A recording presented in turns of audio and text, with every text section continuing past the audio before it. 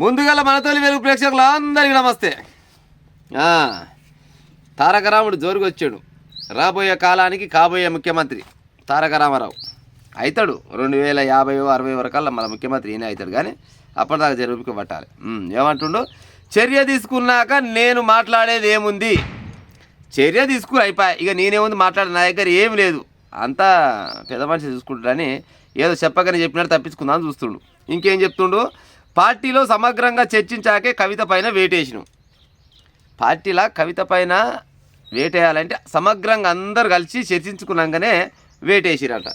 ప్రజలారా, ఇప్పుడు సమగ్రం అంటే ఎంతమంది కావచ్చు? ఇద్దరే, అయ్య కొడుకు ఇద్దరే.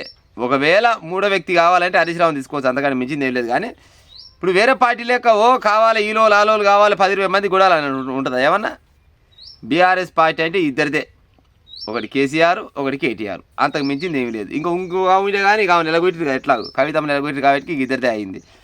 అంతా చర్చించాక అంటే ఎవరు చర్చించనక్కర్లేదు, తండ్రి కొడుకులు కూర్చోవచ్చు.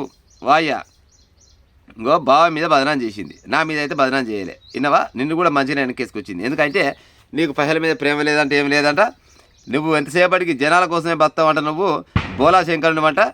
ఇక నీకు ఎలాంటి ఇబ్బంది లేదు. కానీ నిన్నేమనలేదు, నన్నేమనలేదు, బావ మీద వేసింది, ఎట్లా నువ్వు కానీ సావని అటే పోని మనకేం సంబంధం అని సప్పుడు చేయకుండా ఇక బయటికి వెళ్ళకూడదామని ఉద్దేశంతో బయటికి వెళ్ళకూడదు. అంతేగాని ఇంకా సమగ్రం ఏడ పాడైందా? సమగ్రం లేదు, నడిపేసి లేదు, ఉన్నదే ఇద్దరా. ఇంకేది? ఉపరాష్ట్రపతి ఎన్నికల్లో బీఆర్ఎస్ ఓటేయదు, సంతోషం. రైతుల కష్టాలు ప్రభుత్వాలు పట్టించుకోనందుకే ఫిరాయింపు ఎమ్మెల్యేపై వేటు వేయాల్సిందే కేటీఆర్. సరే, ఇప్పుడు రైతుల కష్టాల మీద ఎవరెవరు పట్టించుకుంటారు, ఓలోళ్ళు పట్టించుకుంటలేరు అనేది తెలంగాణ రైతులు మొత్తం గమనిస్తారు. యూరియా కాడ ఇప్పుడు ఎంతమందికి ఇబ్బంది అవుతుంది, కేంద్ర ప్రభుత్వం ఏం చేస్తుంది, రాష్ట్ర ప్రభుత్వం ఏం చేస్తుంది, మరి ప్రతిపక్షంగా ఉన్న మీరేం చేస్తున్నారు, ఇవన్నీ జనాలు గమనిస్తూనే ఉన్నారు. అవునా కాదా ప్రజలారా? ఇప్పుడు ఇవ్వవలసింది కేంద్రం, అడగవలసింది రాష్ట్రం. కేంద్రం సపోర్ట్ చేస్తలేదు, రాష్ట్రం సపోర్ట్ చేస్తలేదు. అదే ఏమైందనంటే కేంద్రం వాళ్ళు ఏమంటారంటే ఆపరేషన్ సింధూర్ జరిగింది కాబట్టి జరంత యూరియాకి ఇబ్బంది అవుతుంది, ఏమి ఇబ్బంది పడకూరి వెనుకో ముందు వస్తుందనేమో కేంద్ర ప్రభుత్వం చెప్తుంది. ఇక రాష్ట్ర ప్రభుత్వం వాళ్ళు ఏం చెప్తారంటే బీజేపీ ప్రభుత్వం వాళ్ళు ఇస్తలేరు, ఏమి ఇస్తలేరు, ఇక వాళ్ళు ఇచ్చినాడే వస్తుందనేమో వీళ్ళంటారు. కానీ అక్రమంగా మాత్రం జోరుగా రవాణా అవుతుందా అవుతలేదా? మరి అక్రమంగా యూరియా అమ్ముతానికి మరి ఆడికేటికి వెళ్ళి వస్తుండొచ్చు, అది అడగరు. అడగవలసింది వాళ్ళు ప్రతిపక్షం ఉన్న ఈ బీఆర్ఎస్ పార్టీలు అడగాలి. ఈ బీఆర్ఎస్ పార్టీలు ఏమడుగుతారు? యూరియా ఎంత లేటుగా వస్తే గంత మంచిగా వీళ్ళకు, యూరియా రైతులు ఎంత నాశనం అయితే గంత మంచిగా. ఏమంటారంటే ఇంకో మీరు నాశనం కావడానికి కారణం మొత్తం కాంగ్రెస్లు బీజేపీలే, అదే మేము కనుక ఉంటే యూరియా తెప్పిద్దు అప్పుడే అని అంటందుకు. ఏదో ఒకటి సాకైతే ఉండాలి కదా, అంతేగాని రైతులు బాగుపడాలన్న ఆలోచన బీఆర్ఎస్కి లేదు, కాంగ్రెస్కి లేదు, బీజేపీకి లేదు, ఎవరికి లేదు. ఎవరికన్నా ఉందా? ఎవరికన్నా ఉంటే ఈ టైం కల్లా యూరియా రావాలి. ఇప్పుడు అంగు దాటిపోయినాక మనం యూరియా వేస్తే పంటలు వంతాయా? పంటలు ఇవాళ కొత్తగా వేస్తలేరు కదా, ఈ సమయం కల్లానే యూరియా చల్లాలి. యూరియా చల్లి ఒక్కొక్కరు పంట జర చేతికి వస్తట్టు మంచిగా ఇటు ఏపుగా పెరిగేటట్టు కావాలి. ఇప్పటిదాకా యూరియా లేకపోయా. ఈయన ఏం చెప్తారంటే ముచ్చట, రైతుల కష్టాలు ప్రభుత్వాలు పట్టించుకోనందుకే ఫిరాయింపు ఎమ్మెల్యేపై వేటు పడాల్సిందే. గో ఎమ్మెల్యేలు మారిరు, వాళ్ళ మీద వేటు పడాలి, కంపల్సరీ పడుతుంది. కానీ ఎమ్మెల్యేలు ఎందుకు మారిరు? ఆయన ఏమన్నారంటే మీ అమ్మ ఈ బీఆర్ఎస్ పార్టీ పాడైపోయింది, మంచిగా లేదు, అందుకోసం మీరు కాంగ్రెస్ పోతామని కొంతమంది పోయారు. అవునా కాదా? మరి కాంగ్రెస్ పార్టీకి ఏమెక్కడ పోయారు, మీ దగ్గరికి వెళ్ళి ఎందుకు పోయారు అంటే ఈ లంగల దొంగల టికెట్లు ఇచ్చారు కాబట్టి వాళ్ళంతా మారిరు.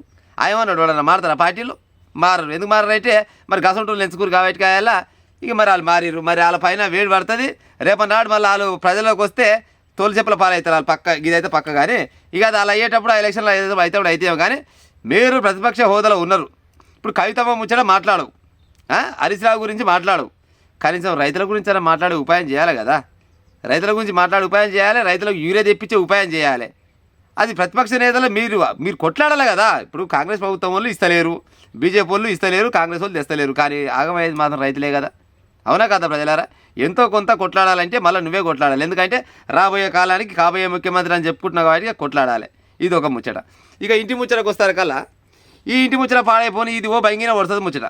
ఎందుకంటే ఇప్పుడు శల్యనందున మళ్ళీ రేపన్నాడు రాయి కట్టదేమో, భావనంటే పాడే బావ దగ్గర ఇంకెళ్ళి వసుకులు ఉన్నాయో, బావ ఒకటి కనుక వెళ్ళిపోతే మొత్తం పార్టీ మొత్తం నేల కూలుతట్టుంది. ఎటన్నా కానీ అలా చూసుకుంటారు, నాకేమైకారు అనుకొని సపరేట్గా కూర్చుంటున్నాను. అందుకోసమని ఏమంటున్నాయంటే పార్టీలో సమగ్రంగా చర్చించినాకనే నిర్ణయం తీసుకున్నాం. సమగ్రం లేదు, ఏం లేదు. ఎట్లా చేయాలి, కవితమ్మని బయటికి పంపించాలనుకోరు, బయటికి పంపించారు. అంతకు మించింది అయితే ఏం లేదండి ప్రజలారా. నేను చెప్పిన ముచ్చట ఏమైనా అబద్ధం ఉంటే బరాబర్గా కామెంట్ పెట్టి ఉంటాం మరి ఇక.